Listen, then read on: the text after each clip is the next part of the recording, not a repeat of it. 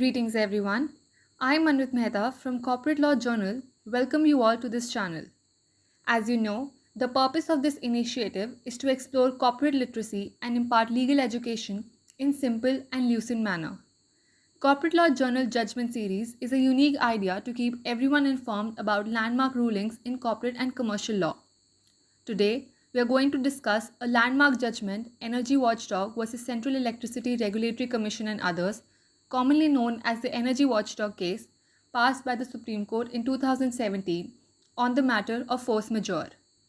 Before starting today's session, I would like to request you all to please subscribe to the channel and press the bell icon for more updates on corporate and commercial laws. In the present matter, we'll be discussing whether force majeure can be invoked as a statutory defense regardless of the contractual terms. To give you a gist of the backdrop, the facts matrix, the respondents in the present appeal, Gujarat Urja Vikas Nigam Limited, on 1st February 2006 issued a public notice inviting tenders for supply of power. The participating bidders were to decide on the tariff and quote such tariff after competing against each other. The bidders were entitled to quote escalable or non-escalable tariff as was considered appropriate.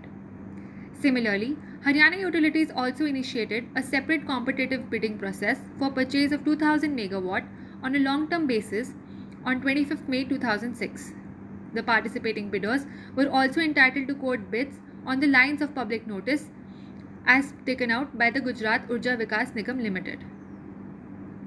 On 11 January 2007, the Adani Enterprises Consortium, referred to as the appellants in the present case, was selected by respondents as the successful bidder for supply of 1000 megawatt of power, and a letter of intent was issued in its favor, quoting a non-escalable tariff charge. After being declared as the successful bidder on 2nd February 2007, Adani Power and Gujarat Urja Vikas Nigam Limited entered into a power purchase agreement for supply of power from a power project being set up at Korba in Chhattisgarh. This was changed to Mundra project in Gujarat, for which a supplementary PPA was signed on 18th April 2007. As Adani Power was also declared as the successful bidder in Haryana for supply of 1424 megawatt on 17 July 2008, and a letter of intent was issued for the same.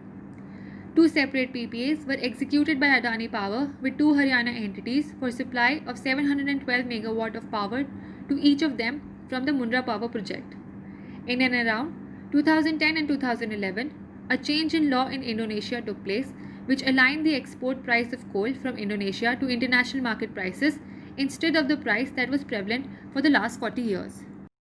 As a result of this, Adani Power filed a petition before the Central Electricity Regulatory Commission on 5th July 2012 under Section 79 of the Electricity Act, seeking relief on the score of the impact of the Indonesian regulation to either discharge them from the performance of the PPA on account of frustration, or to evolve a mechanism to restore the petitioners to the same economic condition as was prior to the occurrence of the force majeure and or change in law.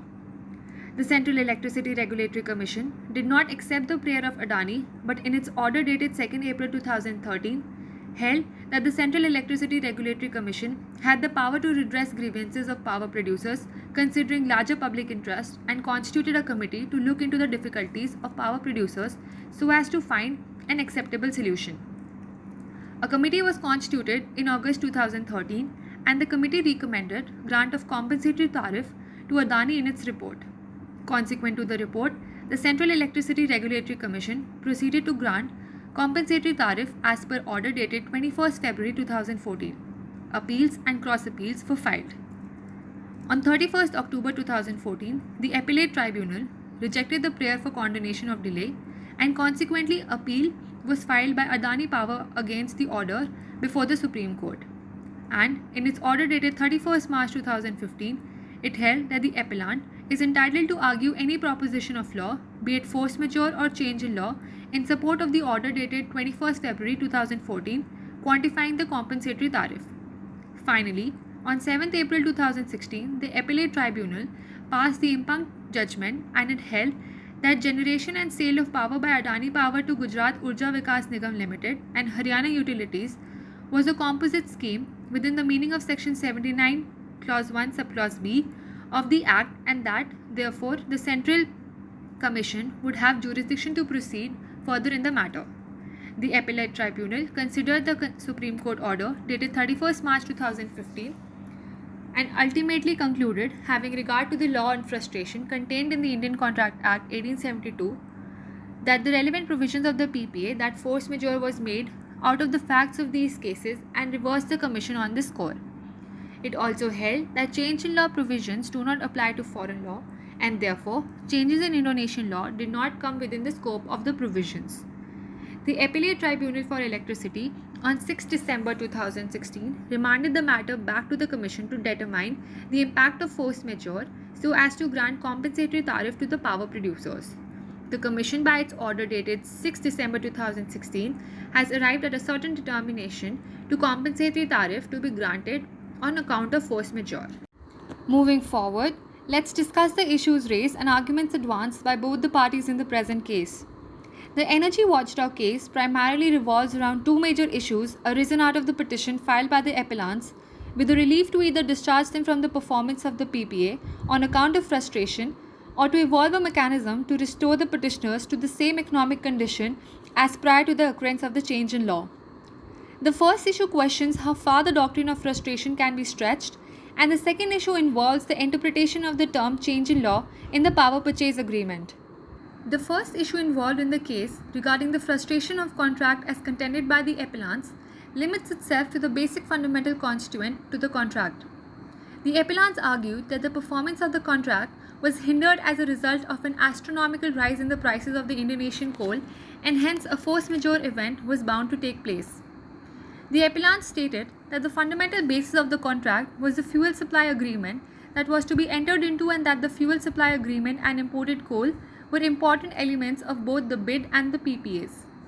Accordingly, non-escalable tariffs do not lead to the conclusion that if a source of coal becomes unavailable in a manner that completely undermines the basis of the bid, the tariffs cannot be adjusted. It was contended that the contract had become commercially impracticable and that they would have to fold up the operations, which would not be in public interest. A large part of the arguments presented by the appellants was centered around the meaning of the expression frustration in the Indian Contract Act and the correct construction of Clause 12 of the PPA. On the other hand, the respondents argued that force majeure must be an unforeseeable event or circumstance that wholly or partially prevents the affected party in performance of its obligation under the agreement, and that the force majeure clause is only inclusive and not exhaustive. It was contended that the appellants had voluntarily decided to quote energy charges as non-escalable in order to be competitive, and therefore get the award of the contract, and cannot now, in the guise of being affected by force majeure, convert this into escalable tariff. It was further argued that the bid given by the appellants and the fundamental basis of the PPAs between the parties was not premised on the import of coal from Indonesia only, and this being the case, it was open for them to get coal from any other source.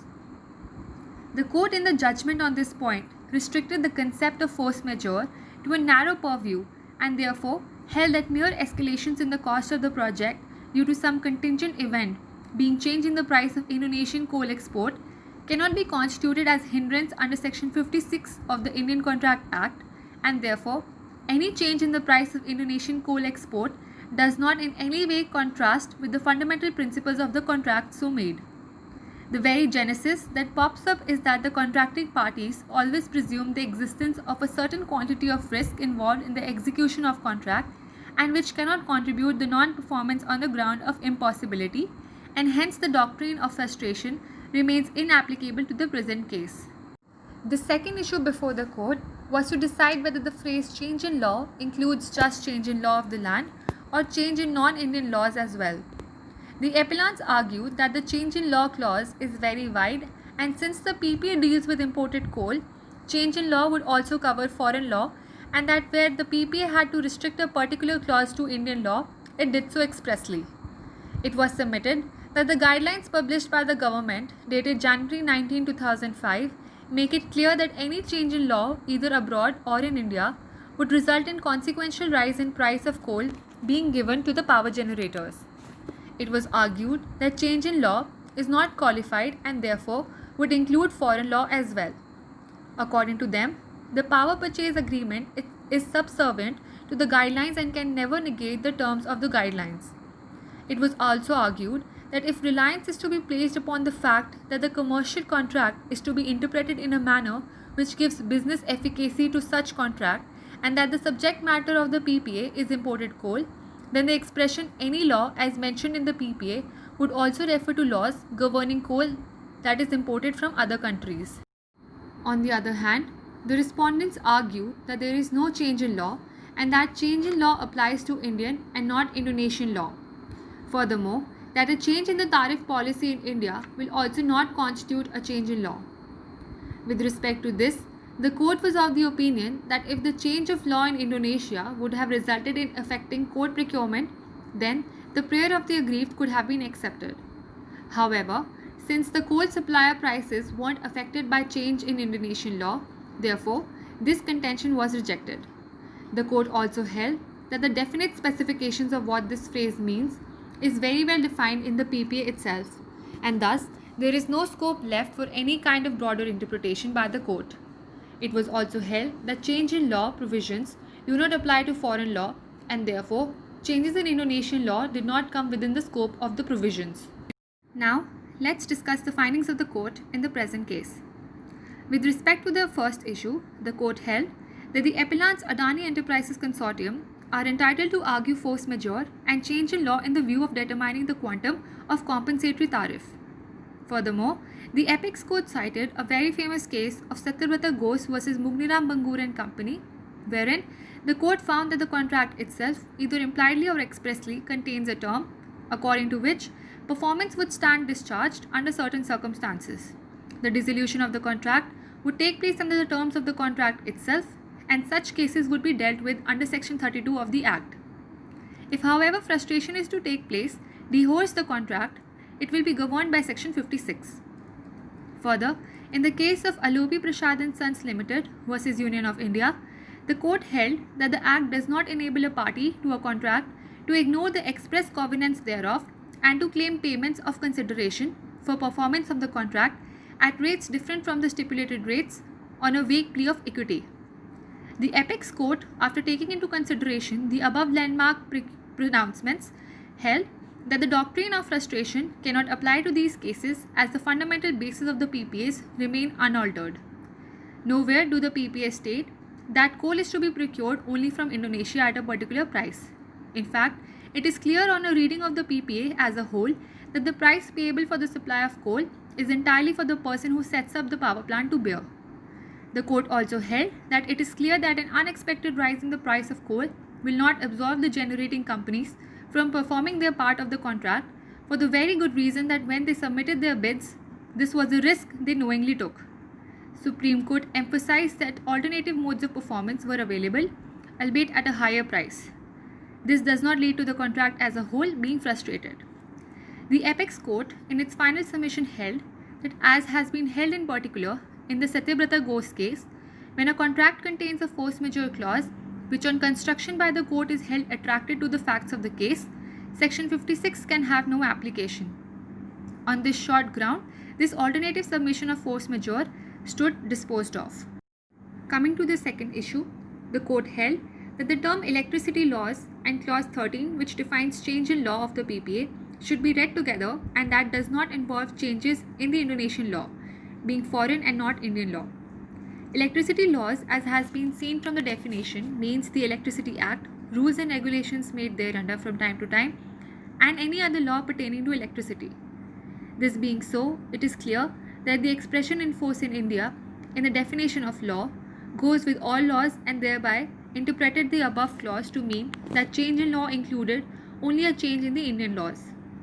This interpretation was supported by the fact that clause 13.1.2 of the PPA defined competent court to mean only the Indian judiciary, and hence the various kinds of enactments contained in clause 13.1.1 would also refer only to the Indian law.